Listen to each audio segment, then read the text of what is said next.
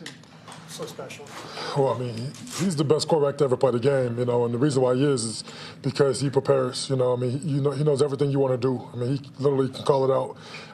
As soon as you call a play, you line up. I mean, he knows exactly where he wants to go because he knows what you're in. So good teams, in the past, I've only beat him one time. I only played against him once, but against Patriots a couple times. But to do that, you have to, just disguise your defense and put pressure. You got to put pressure on him up front. That was my follow-up. Is you guys do some disguising stuff, but for an older guy like that, is it still kind of work sometimes? It's tough, I mean, you have to try to mix it up, but honestly, he's seen it all. I mean, he's played against this defense, a few times, so he's familiar with it. And so it's gonna be hard, but at the end of the day, we got to just keep trying to mix it up. And the biggest thing, for us to be successful is we have to harass him, just make him uncomfortable. I mean, he's, obviously he's the best player to ever play this game for a reason. But at the end of the day, we have a lot of guys who can make plays, and we have to just take advantage of opportunities. Does there have to be pressure up front in his face to be successful? Is that better than the?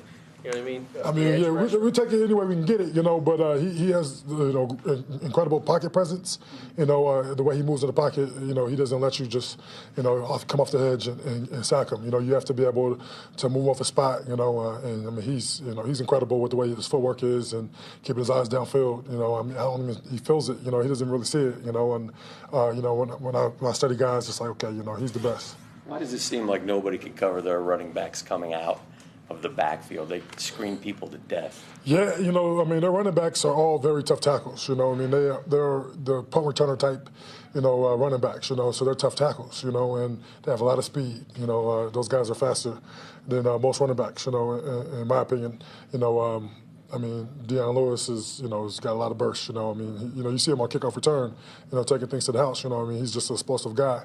They have a committee of them. All of them are very gifted. And then Tom Brady gets the ball to him, quick. I mean, he gets to him right now so that before the coverage can come up. Usually you want to play deep to short, and let the running backs catch it and just come up and tackle him. But with Tom Brady, he gets to him so quick that the running back has a couple yards to make you miss.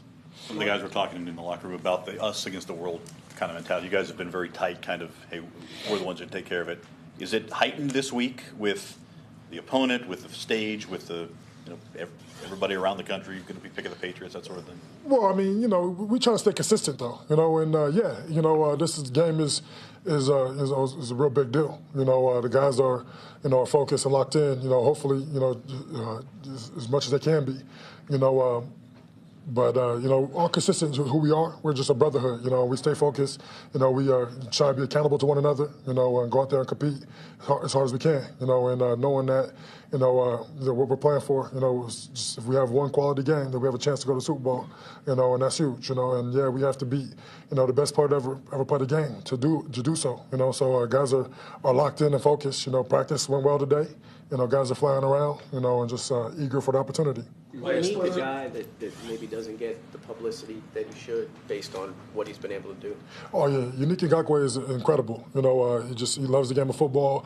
He's always pushing himself to be better, and he's very, very gifted, and so I see him out there, I mean, he's special, and I tell him all the time, like, don't worry about all that. He'll come. You're going to get a lot of love in this league. He's only in the second year, so he just keep doing what he does, stay consistent, and it'll all fall into place for him. He's driven by that, though. Yeah, and I tell him all the time that when you start getting it like you're going to get very soon, just make sure you stay focused because that is a motivating factor, and it should be. Everybody wants to, get your accolade and get your respect for how hard you work, But at the end of the day, I mean, I know, his biggest motivation is providing for his family and his mother and really just trying to be the best. He wants to hopefully have a gold jacket one day. He has the potential to do so too. So Clay, Coach Koff, one of his favorite words is the whole grit thing.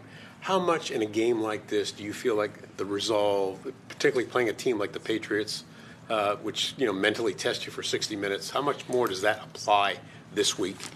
This is going to be huge. This game is going to come down to, the mental toughness and grit. When the game's on the line, who could be most disciplined and most focused. I mean, I imagine the ball game, coming down to the last drive, and just who's going to grit it out. You know, who's going to be more tough. You know, in the final moments. You know, and that's championship football. You know, when you're playing for a game like this, you know, I mean, everybody's going to prepare and be ready, and it's going to be some, you know, a lot of guys making plays, you know, having fun out there, you know, and at the end of the day, hopefully, you know, when the game's on the line, you know, guys will step up and make plays. As a follow-up, I know you've only been here, you know, 8 or 9 months, but from what you've seen of this city, what do you think it would be like here if you guys win this week and are going to the Super Bowl? I can't even imagine. You know, the city's on fire right now. You know, it's just, you know, I mean, the excitement around the whole city has been incredible. You know, and for us to win this game, that would be huge for the city. You know, I mean, we think about that too. You know, we want to, you know, I mean, we'd love to bring a championship to Duval. How impressed have you been by Blake being able to tune out the noise from some fellow players in this league and then play turnover-free in these 2 playoff games? Very impressed. You know, Blake's a guy who, I mean, he just loves the game of football. He comes to work every day, just focused and trying to better himself to help the team win. You know, he doesn't get involved in all the other stuff. You know, I mean, he handles distractions well. He just stays focused and he just keeps playing ball. You know, and as a teammate, you love to have a guy who's gonna just keep fighting no matter what happens. You know, the highs and the lows. You know, he just stays even keel and just keeps doing his thing. You had Telvin on your show Monday night, and he certainly has a way with words. What is it about him, both on and off the field, that you smile when we bring up his name? What is it that you see in that young guy that you like so much? He's a natural-born leader. You know, a natural-born leader, very gifted with his ability to inspire. You know, I mean, he's the guy who breaks it down, you know, before we go out on the football field, you know, and every time he's, you know, in there getting his hype, man, I'm ready to run through a wall. You know, he just has that natural gift of gab to be able to inspire people. So, you know, I love being a teammate of his. You know, he's a great player. You know, he has that Ray Lewis ability. Wes, whether on or off the field, what's your favorite quality in Blake? On and off the field, my favorite. Favorite quality. Oh man, he's just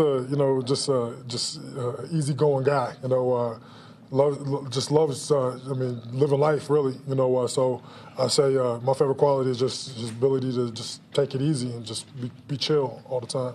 Seems like offense and defense, they both seem to rally around him in a way that you don't necessarily see across the league from the defense, usually the quarterback or whatever.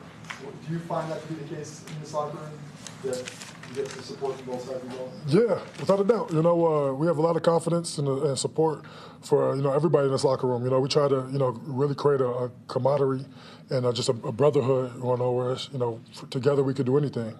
You know, and that's how it's been since the day one when I got here. And guys put work in and just put their head down and grind. And when you do that, you know, you start caring about one another. You don't want to let each other down. So it really builds that trust and confidence in one another. There's kind of a stigma that when a player reaches 30, he's not supposed to be able to play at his peak anymore. You're 31 now, and you're the PFWPA Defensive Player of the Year. How much more satisfaction do you get from earning this award and being, you know, having such a successful season despite your age, or maybe because of your age? You know, it's a true honor, you know, to get any kind of accolade, especially one as prestigious as that. You know, it's definitely a true honor, you know, and it's a testament to hard work. You know, hard work has paid off, you know, consistently in my life, you know, and just this team. You know, I mean, for us to be able to be here where we're at right now, you know, it's because we've put the work in and just, you know, sacrificed a lot, you know, to be where we're at, you know, and I say, you know, being 30, you know, 31, you know, out here trying to play my best ball, you know, I mean, I mean, I grind, you know, I mean, I take care of my body, you know, I spend a lot of hours outside of this building, you know, doing stuff to take care of my body so I can be on the football field on Sunday and play my best.